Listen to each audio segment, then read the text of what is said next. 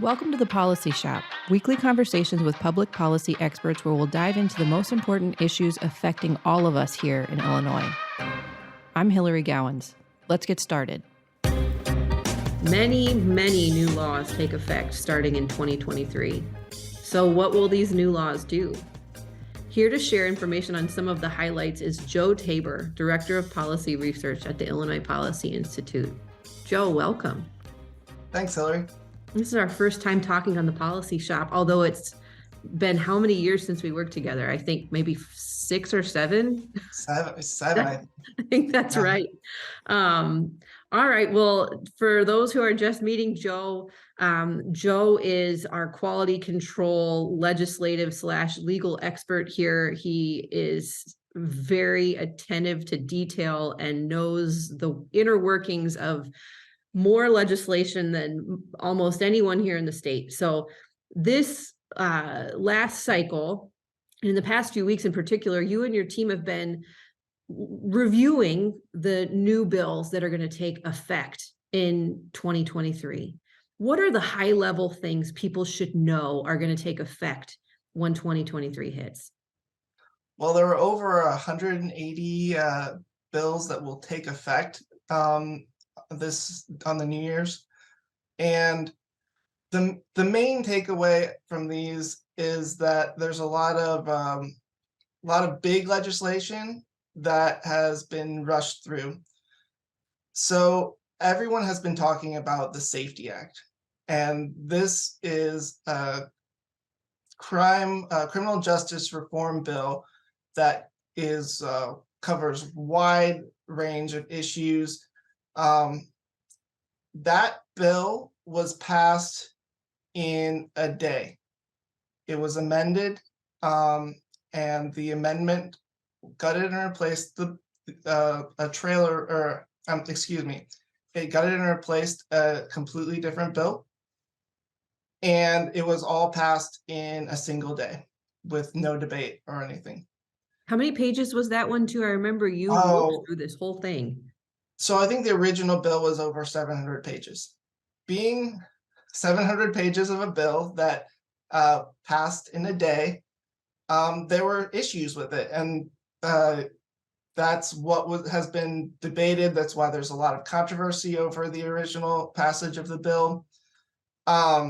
Particularly the Pretrial Fairness Act had a lot of issues in it. There were several different standards for a prosecutor if they wanted to detain a defendant before trial for the purposes of protecting the community or preventing them from obstruction of justice or willful flight is what they call it. And with these different standards, it was kind of confusing. It would have put a burden on prosecutors. And there were provisions in the bill that are in the pretrial detention portion. Prosecutors would have to identify a specific person who was threatened by a defendant in order to detain them before trial. And that can be difficult in certain cases. In certain crimes, it's hard to identify a specific person who's going to be threatened by someone. And that also was stricter than any other state that has come close to getting rid of cash bail. So that was definitely an issue. They did amend that bill in the last in the veto session, so cleaned up a lot of it, and they were able to implement a standard that is more in line with what other states have done. For example, New Jersey requires that a prosecutor prove that a defendant is a threat to the community at large in order to detain them. Does not require the prosecution to produce an individual person or identify a person that's threatened.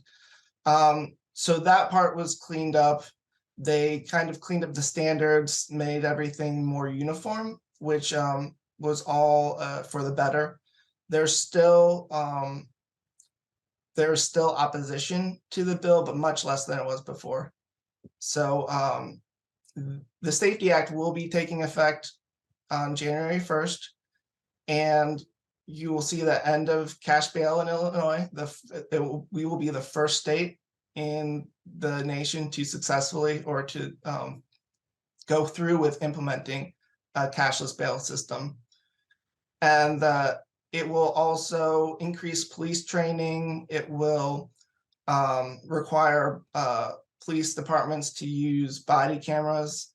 And it will also allow for the people to file complaints with the police departments or against police officers anonymously and without a sworn affidavit. That part has been a little controversial. Interestingly, what also passed in this year is Amendment 1, the Workers' Rights Amendment. And that amendment purports to grant the employees a fundamental right to collectively bargain. And what it would appear to do in practice is to place union collective bargaining agreements above Illinois law. So whatever's negotiated in a union contract will take precedence over state law. And that could include the Safety Act. So what was just passed in the Safety Act could possibly be contradicted by police union contracts because of this passage of Amendment 1. That would be a real doozy. It'll be interesting to see what happens and what the courts say about that. Yeah. I know that there are a couple of items that will take effect in the new year that you were talking about that affect people's pocketbooks. Can you spell those out for us?